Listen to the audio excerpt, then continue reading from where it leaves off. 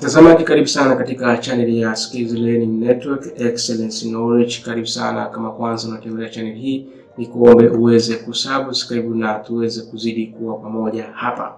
Kwa majina naitwa D.Maguru, expert in physics, chemistry and biology practicals. Kwa hiyo nipo hapa kuweza kushare na wewe mbinu mbalimbali ambazo ninataka uweze kufaidika nazo, zitakupelekea kuweza kuwa bora vizuri zaidi. Leo tupo na mada inayosema how to teach volumetric practicals experiment. How to teach volumetric practicals au how to teach volumetric experiment.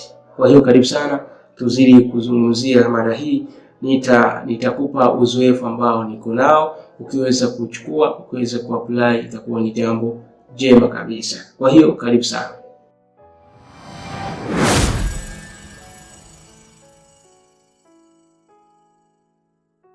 Kama nilivyosema hapo, tupo katika topic ya volumetric analysis practicals. Na hii ni topic ambayo ni muhimu sana.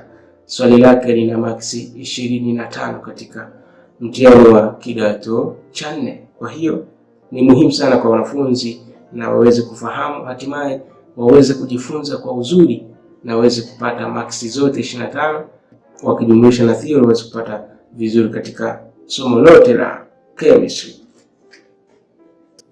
Tuende moja kwa moja katika mada. Ikiwa wewe ni mwalimu ambao anaweza kufundisha volumetric, ambao anaenda kufundisha kidato cha 4.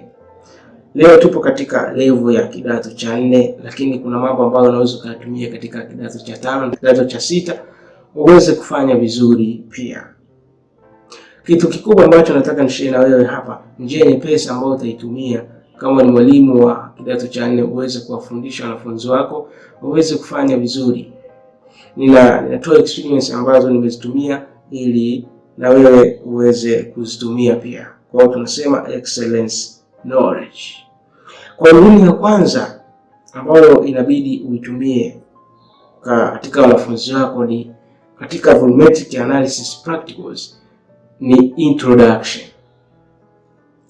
Introduction kwa maana kwamba ueleze vitu muhimu ambavyo ulivifundisha katika kidato cha 3.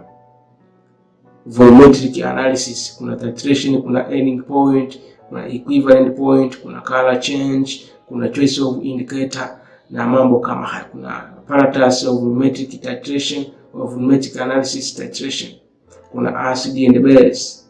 Kwa hiyo introduction ni muhimu kwa sababu wamesoma mwaka uliopita na sasa hivi wanaenda kufanya practicals. Inawezekana wameshasahau kwa kiasi kikubwa.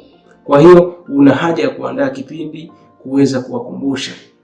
Wafundishe choice of indicator, color change, methyl in acid, methyl in base, POP of phenolphthalein in acid and base.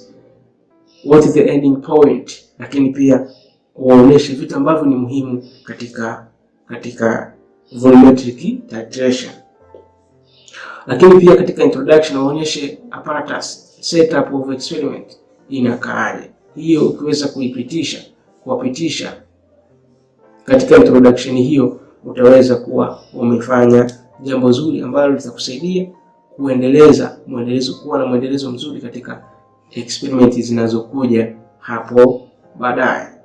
Hiyo ni jambo la kwanza. Jambo la pili ni kutengeneza groups, create groups of experiment.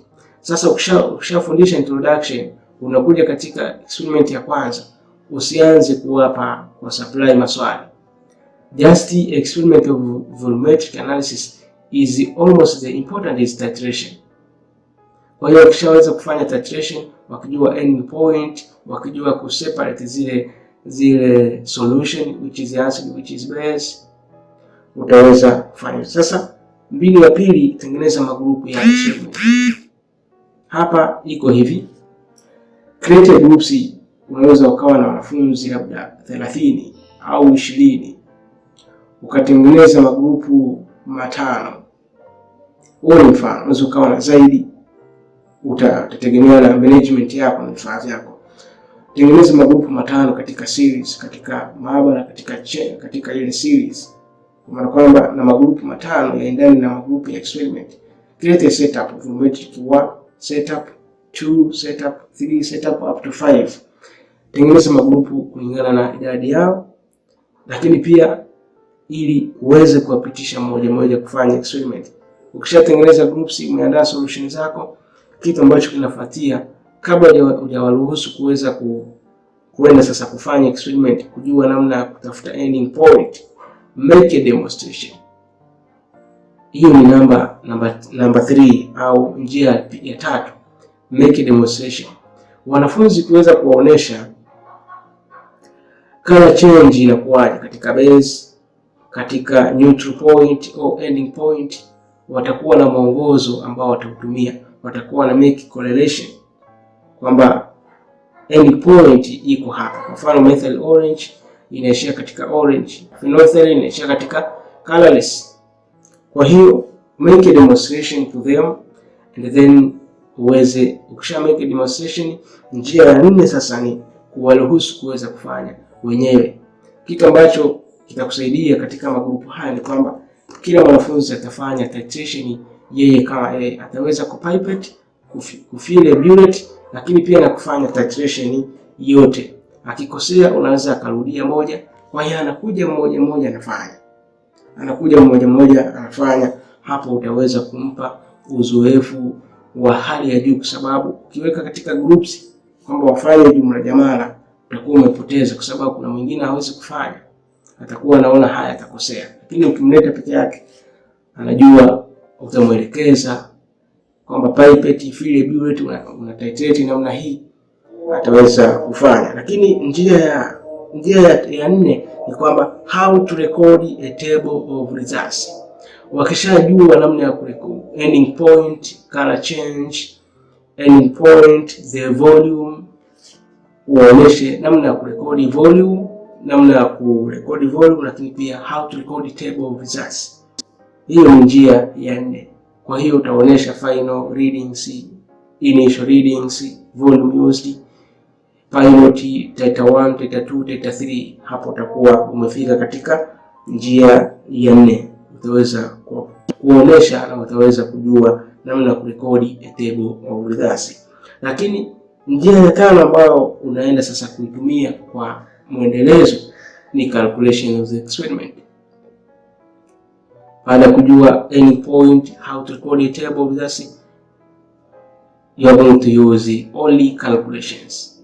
Kwa hiyo calculation itakuwa ni mwendelezo, kwa maana unatengeneza maswali, unawapa labda volume. Sio lazima ufanye titration kila siku, sababu acid is very costly and base.